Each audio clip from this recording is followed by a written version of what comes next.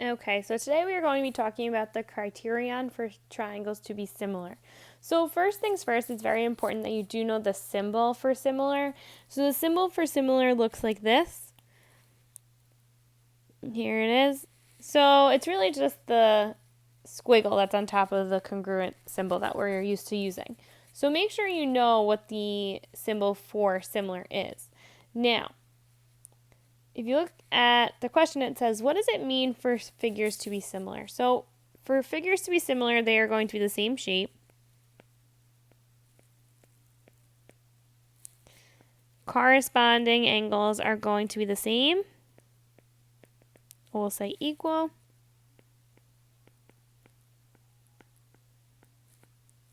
And corresponding sides are in proportion.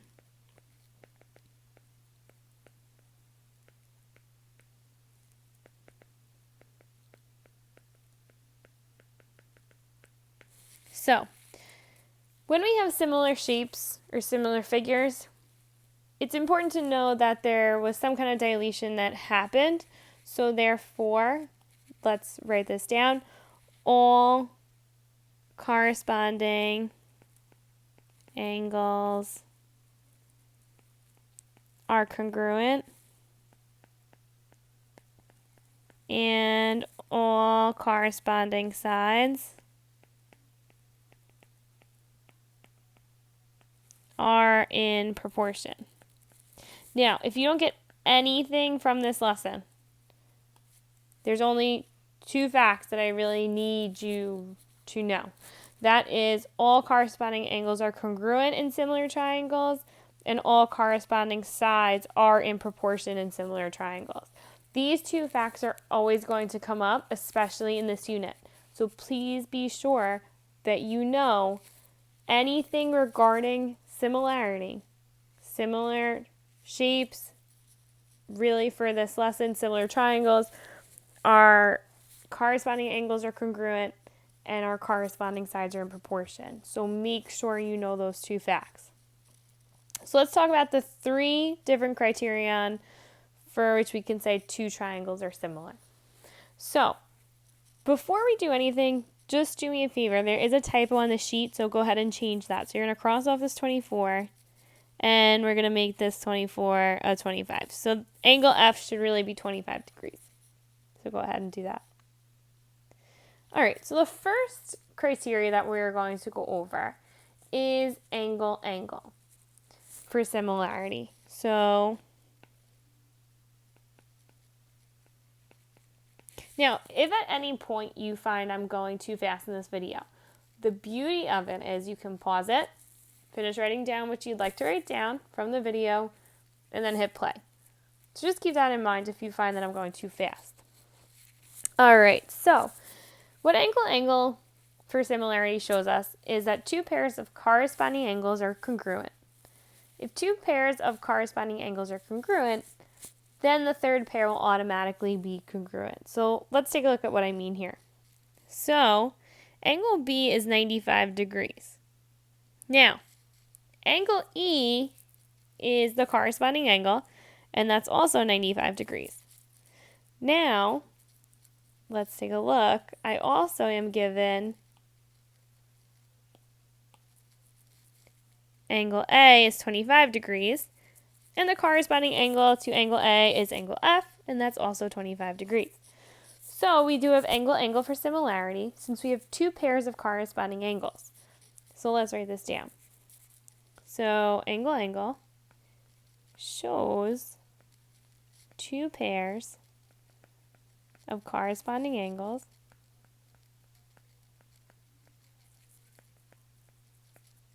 are congruent, and the third pair will automatically be congruent.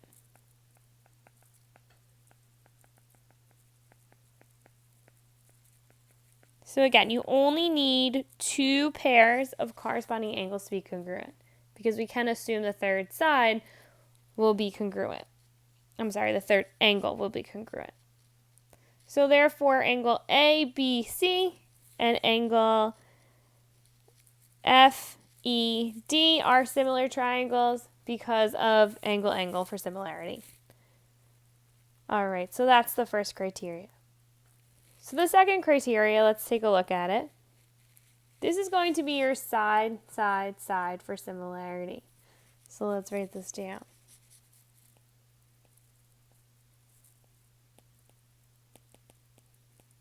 All right, so what side similarity shows is that all three pairs of corresponding sides are in proportion. So you might ask, well, how do I know that? So I always label my triangles big triangle and small triangle. You can name them A, B, you can name them 1, 2. I like to name them big and small. So I have my big triangle, and I'm going to put that over my small triangle. So we're going to set up proportions. You could do the small triangle over the big triangle. It does not matter as long as you're consistent throughout the whole problem. So you might ask yourself, well, how do I know which sides correspond to which ones? Sometimes you can see it. Sometimes when they're turned, it's a little more difficult. So let me show you what I do. So I always look for the biggest side first. So if I take a look at the big triangle, my biggest side is 10. If I take a look at my small triangle, my biggest side is 7.5. So since I'm doing big over small, my big will be 10 and my small would be 7.5. All right, so I do large angle and over large angle. So now let's take a look at how I would figure out what other two sides correspond. So now I'm just going to find the smallest side. If you can't figure it out, just find the largest side, find the smallest side. So my smallest side of my triangle is 3.6. My smallest side of my small triangle is 2.7. So remember, I'm doing big triangle over small triangle. Big triangle is 3.6. Small triangle is 2.7. So now, the next angles that I have, the next sides that I have are 7.28 and 5.46. So those two are going to be corresponding sides because that's all I have left. So 7.28, because remember we're doing the big triangle over the side of the small triangle, and there I have it. So now all we're going to do is we're going to do 10 divided by 7.5, and we get 4 over 3. We're going to do 3.6 over 2.7, and we should get 4 over 3. And hopefully when we do 7.28 over 5.46, we get 4 over 3. And we do.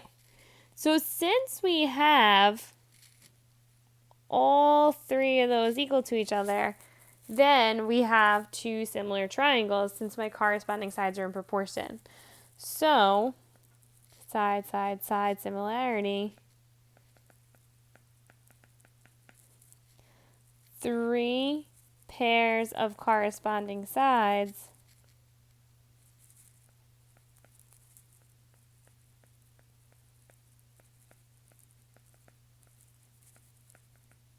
are in proportion.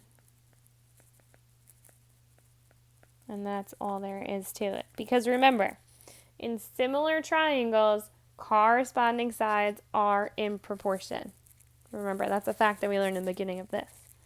So that would be side for similarity. So we have triangle PQR is similar to XYZ. All right, so let's take a look at our last criteria for similarity. And this is going to be our side angle side similarity. So what side angle side similarity tells us is that two pairs of corresponding sides are in proportion and the included angle are congruent. So let me explain to you what I mean by that. So we have the corresponding angles. We have to corresponding sides. We have to show that they are in proportion. And when we talk about the included angle, we're talking about the angle that's inside of those corresponding sides that are in proportion. So let's go ahead and first see, are my corresponding sides in proportion? So again, I have, just like my side similarity, I need my triangles. I'll name it big and small again. So I'm going to do big over small to find out if my corresponding sides are in proportion. So I have 3.13 is my biggest side, and 1.56 is my biggest side. So those are corresponding. 3.13 over 1.565. And that leaves me with 3 over 1.5. Alright, so remember, to see if the sides are in proportion, we just are going to divide 3.13 divided by 1.565, and we end up with 2. And I have 3 divided by 1.5, and that gives me 2 as well. So therefore, I have 2 pairs of corresponding sides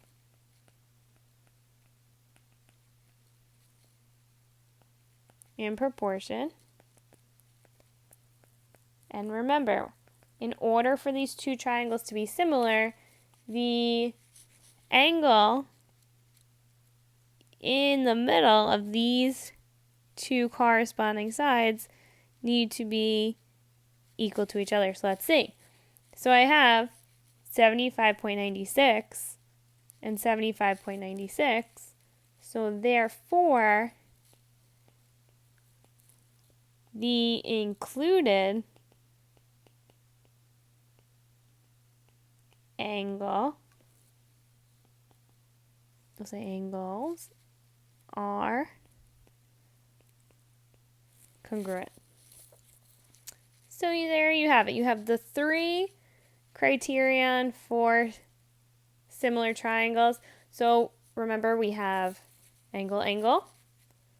We have side, side, side similarity. And we have side, angle, side similarity. So remember the 2 facts in the beginning of this video that we said you needed to know, because they will not go away when we talk about similar. Similar figures have corresponding angles congruent and corresponding sides in proportion. So remember, I need you to know these 2 facts. So make sure we study those. Uh-oh, that's not what I wanted to do. So go back. All right, so those are your criterion for similar triangles. And if you have any questions, be sure to ask us.